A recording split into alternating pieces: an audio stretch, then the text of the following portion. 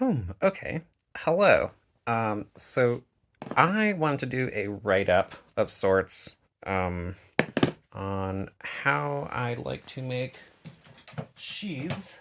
I just figured this out a couple days ago. Like this one. This is kind of a shitty example, but I'm using glue-lined heat shrink and leather. Um, and you get this sort of nice friction fit um, fairly durable looking thing. I also drilled a hole up here, put this little piece of fucky fishing hardware through here, but it looks pretty good. So, yeah, let's do it. So, it works better for things that are like, they don't have any nubby bits. Like this one. This one works, but like this has this extra little lock in it, so that's gonna catch. So, I'm not gonna use that. Oops, throw it over here.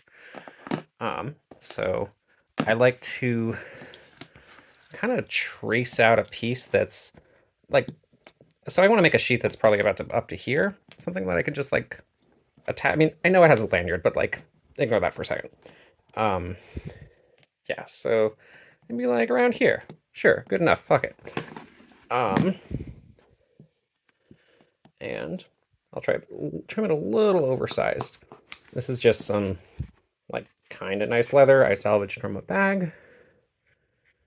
And yeah, so we've got our piece. This is probably a little, I'll trim it down a little bit. Let's try to straighten out this edge.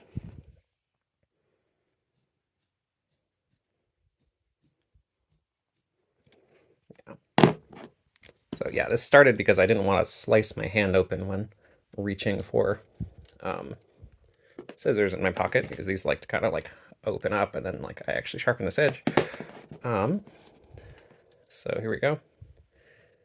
This wants to be about, so there's like a one layer of material thick, so trim this down a little more. This edge is a little fucked up, so I'll get this edge straight too.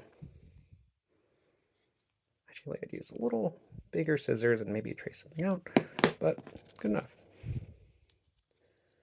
So yeah, we're going for a little bit of slack, but not too much. Slightly harder than I expected.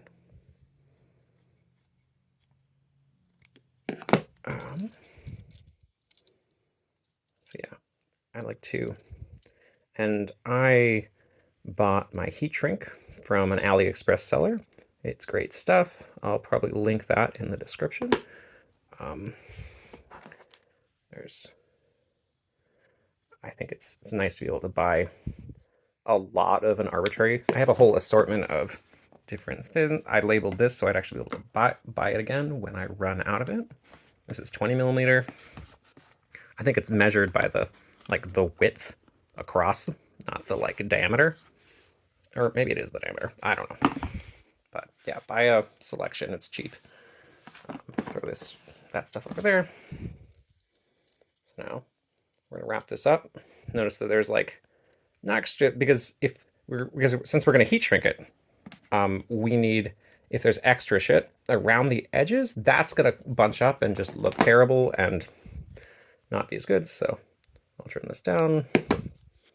Let's fold this in half. Trim this corner a little bit. Get this out of here. Great. So now picture this folding down, and it kind of like gums onto the inside of the heat shrink, which is the whole point of the rubber or ride stuff. So let's take a piece. Let's go a little longer than we need actually, because then we can use that end piece and drill through it and add a lanyard hold. Like, I know this already has a lanyard, but like, cool, great. So now you take this, you just try to dress this a little bit before we tuck it in here. This is kind of a nice fit. This might be a little too tight. I don't know. Actually, yeah, I'm gonna go one size up. I was using 20. I have, let's see if I have it. Okay, I was at 18. have some 24 here. Let's try 24 instead. Same length. There we go. Yeah, this beefy stuff starts to get pretty slow to shrink. We'll deal with that later. Okay, so now let's try this again. Ideally, you want to be able to, the more it shrinks, then the kind of the thicker the material gets once it's shrunk. So that's kind of a nice. We don't worry about this little. I'm going to leave a little proud of this edge because I'm going to trim this after I shrink it, and the same with over here. So now, okay, bear with me. Here we go. Let's hit it with the heat gun. It's going to take a second. Probably going to burn myself. Better not stay too long in one spot. Actually, it doesn't really matter. I have it on low. I think I'd probably catch it on fire if I had it on high. Try to stay in frame. Okay, so it's starting to go. It kind of, I half noticed it kind of does this. It looks a little matte when it first starts to shrink, and then you get like a slightly glossy look once it's kind of done. We'll see that in a bit. Just try to not do everything at once. Okay, one spot. Mosey on over here. It's a little hard to see, but yeah, there's this little. The color changes and the texture changes just a little bit as it shrinks. Yeah, and this takes a while because this stuff is pretty thick. Ow. Should probably put my glove for this. Slight quality of life thing that I have not chosen to stick without.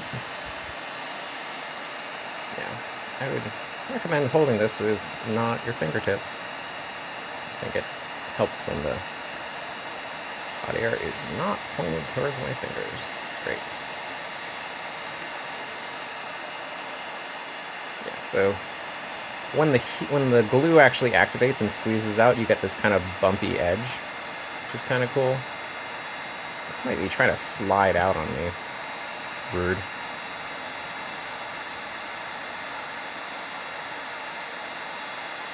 Yeah.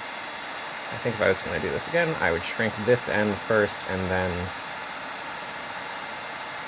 work on down to the end that I actually care about.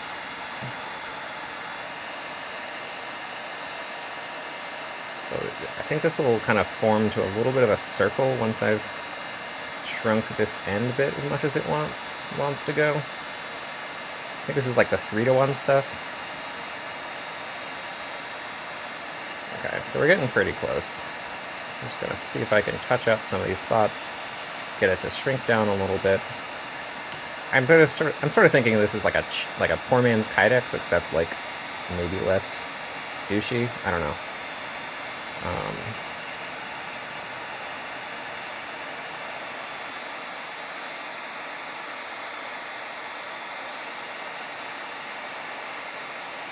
But probably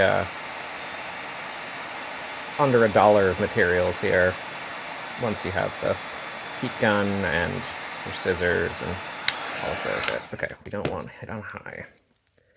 Just smush this down. That's burning my hands. Burning my hands.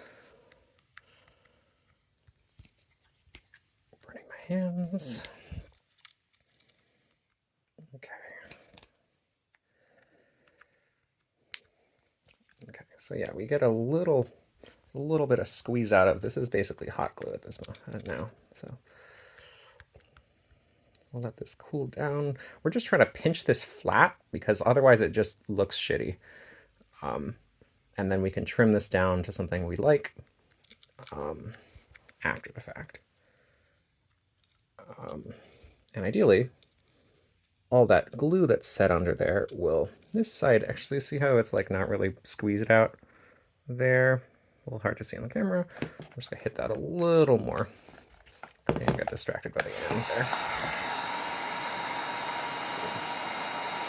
Yeah, ideally we want to see a little bit of squeeze out on this gluey stuff.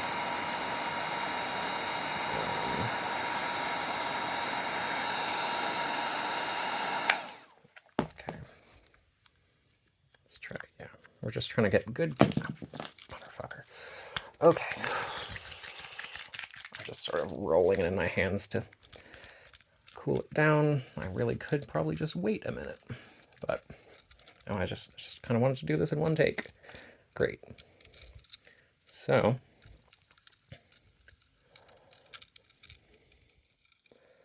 lovely, perfect, great. So now check this out. So we have everything. It's not perfect, but